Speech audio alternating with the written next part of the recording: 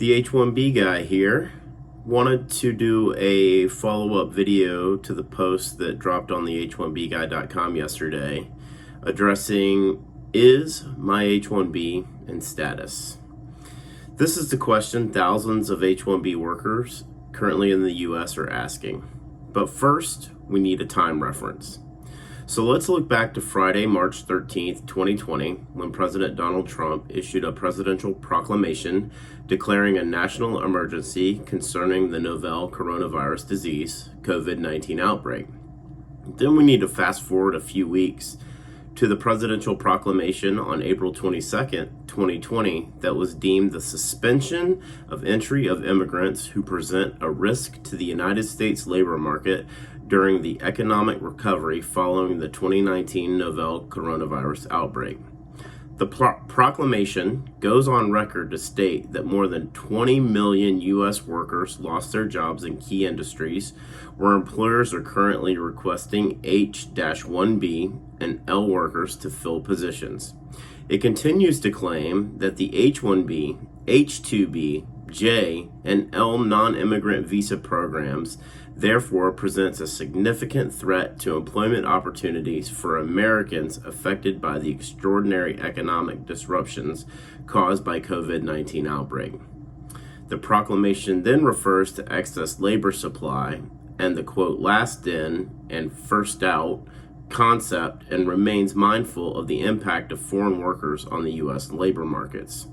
Sections 2 and 3 are very direct in their suspension and limitation of entry of H-1B, H-2B, J, L, and permanent residents, green card holders. So let's get back to the original question. Is my H-1B in status?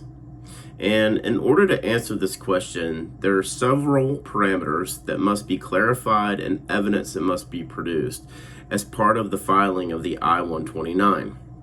First of all, a beneficiary seeking a change of status or extension of stay must provide the last two pay stubs, W-2 of tax return, and 3 most recent tax years, I-94, past travel, previous I-97 approvals, as well as other documents which include education evaluation, offer letter, client letter, and a vendor letter if working as a second or third party consultant, and other specific documents deemed as sufficient evidence.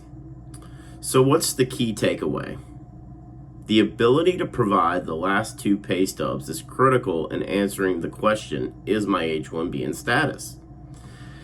Can the question really be answered that easily? Well, the law requires that employees be paid in a consistent and consecutive manner, and that they must be able to provide pay stubs that verify a prevailing wage has been paid within the last 60 days. So what makes this so important? Well, let's go back to the beginning of the post where March 13th, 2020 was our starting point. The following 2 weeks impacted millions of American workers, but it also impacted thousands of non-immigrant workers in the U.S. on H-1B status who also had their contracts terminated, i.e. pretty much every H-1B working on a contract or consultant basis in the airline, travel, hotel, or hospitality industry, as well as many, many others. So somewhere between April 15th and May 15th, thousands of H-1B employees received their last pay stub. July 15th, 2020, which is fastly approaching, will be the 60-day barrier for those H-1B employees who were last paid in May, as they are still unable to travel outside the U.S. and are quickly approaching an out-of-status designation based on the W-2 pay stub requirement. So, let's think about that. This is an extremely significant problem. No one's really talking about it. No one's discussing the unemployment rates in the H-1B category. For H-1Bs that are currently here in the U.S., it's not a number for that. It's not documented. So, the question really becomes, are you or anyone you know currently approaching an out-of-status designation based on your last pay stub? Do you need assistance in determining what your best options are? If this is you, I'd love to hear from you. I'd love to hear your story. I'd love to see if I can help. So wanted to mention tomorrow, be on the lookout for a new post on the H1B.com, the H1BGuy.com, that will address the question, who is Joseph Edlow? As always, please like and subscribe to the H1B Guy, your global source for all things H1B.